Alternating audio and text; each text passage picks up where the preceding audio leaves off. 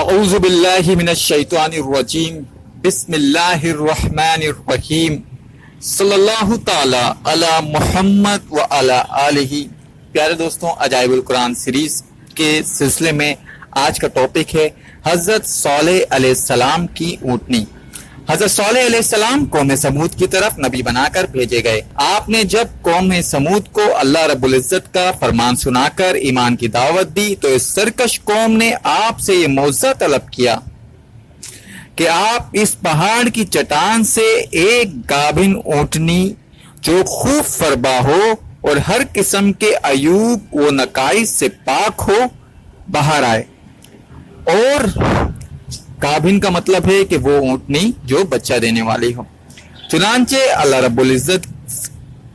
کے حکم سے، اللہ رب العزت کے اذن سے حضرت صالح علیہ السلام نے چٹان کی طرف اشارہ کیا تو وہ فوراً ہی پھٹ گئی اور اس میں سے ایک نہایت ہی خوبصورت اور تندرست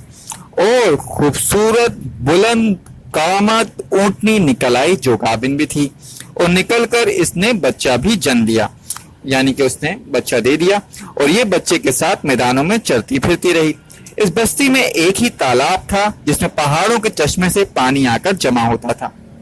آپ نے فرما دیا، اے لوگوں دیکھ لو، یہ معجزے کی اونٹنی ہے،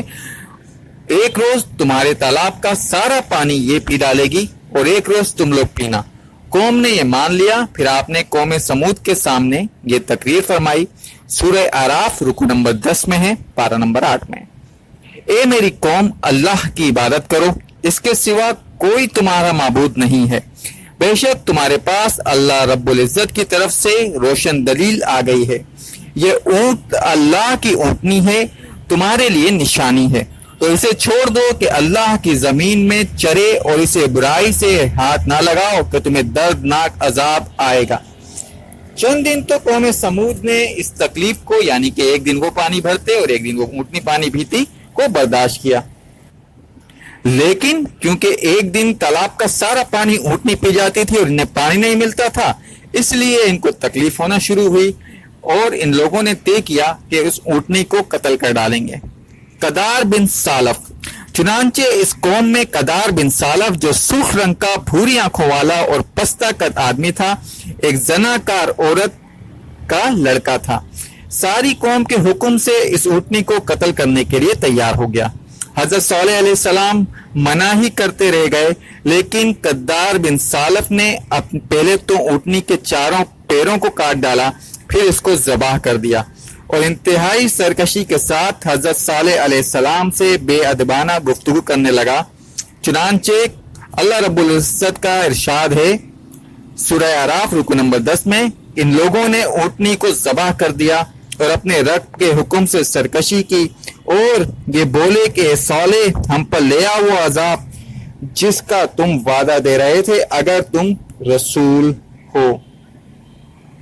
اس اونٹنی کو بیچاری کو قتل کر دیا گیا اور اس کا بچہ واپس اس چٹان کی طرف دوڑ گیا۔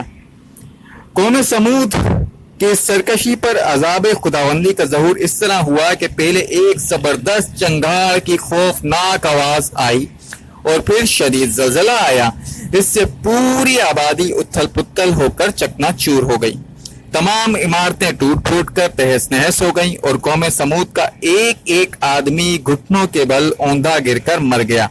قرآن کریم میں اللہ رب العزت نے سورہ اعراف کے رکو نمبر 10 میں فرمایا،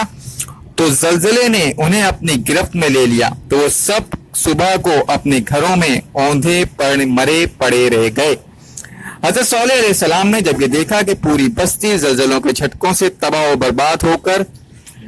اینٹ و پتھروں کا ڈھیر بن چکی ہے اور پوری قوم ہلاک ہو گئی، تو آپ کو بڑا صدمہ اور کلک ہوا اور آپ کو قوم سمود اور ان کی بستی کے ویرانوں سے اس قدر نفرت ہو گئی کہ آپ نے ان لوگوں کی طرف سے منہ پھیر لیا اور اس بستی کو چھوڑ کر دوسری جگہ تشریف لے گئے اور چلتے وقت مردہ لاشوں سے یہ فرما کر روانہ ہوئے، سورہ اعراف میں رکو نمبر 10 میں موجود ہے،